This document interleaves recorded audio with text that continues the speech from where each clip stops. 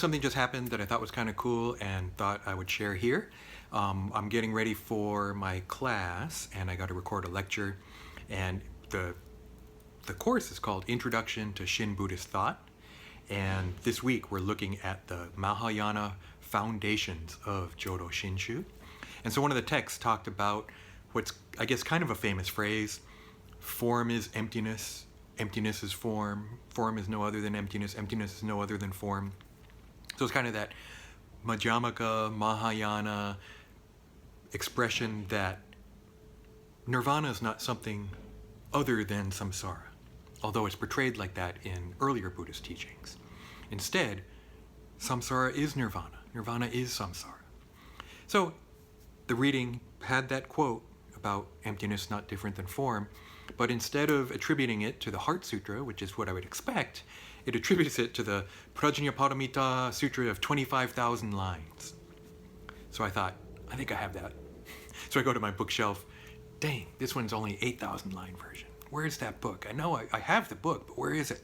So I looked in another closet and I found my kind of Prajnaparamita Sutra section of 3 books besides the 8,000 one that I have up on the shelf. And so here's 25,000 lines.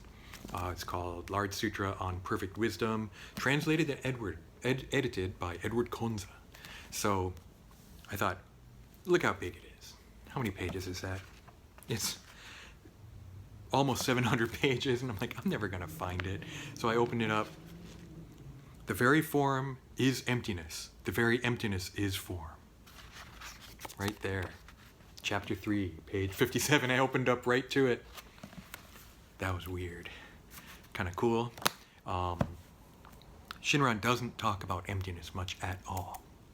You would think in Gyokyo Shinsho maybe, but it's just the way I see it.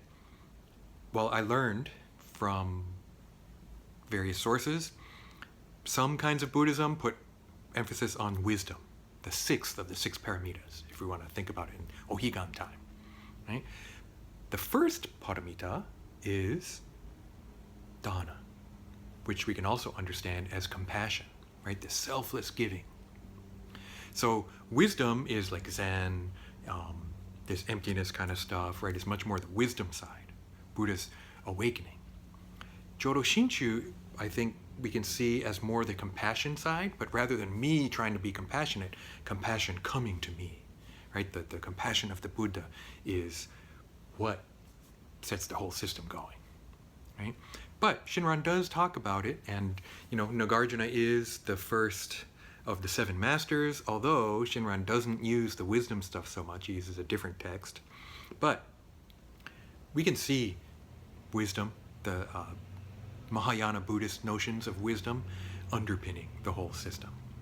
And when Shinran talks about Amida Buddha, right, talks about Amida as Sambhogakaya, that we would normally maybe think of Amida, but also as Dharmakaya.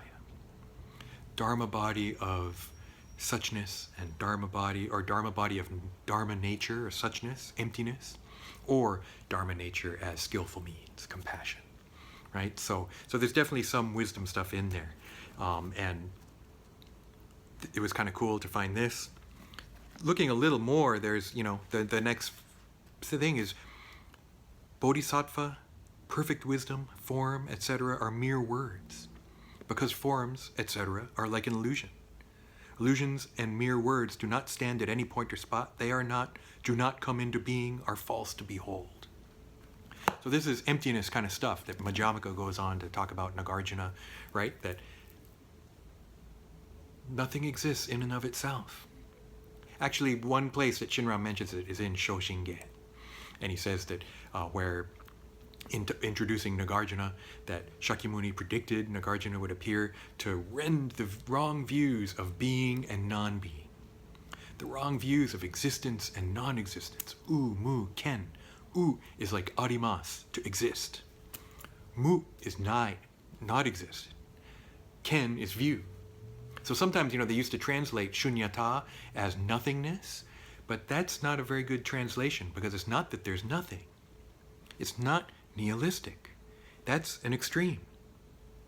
The extreme of existence, my soul exists, or this exists, or whatever. That's an extreme, but nothing here. That's also an extreme in Buddhism. Although, no self, it's kind of a slippery slope, right?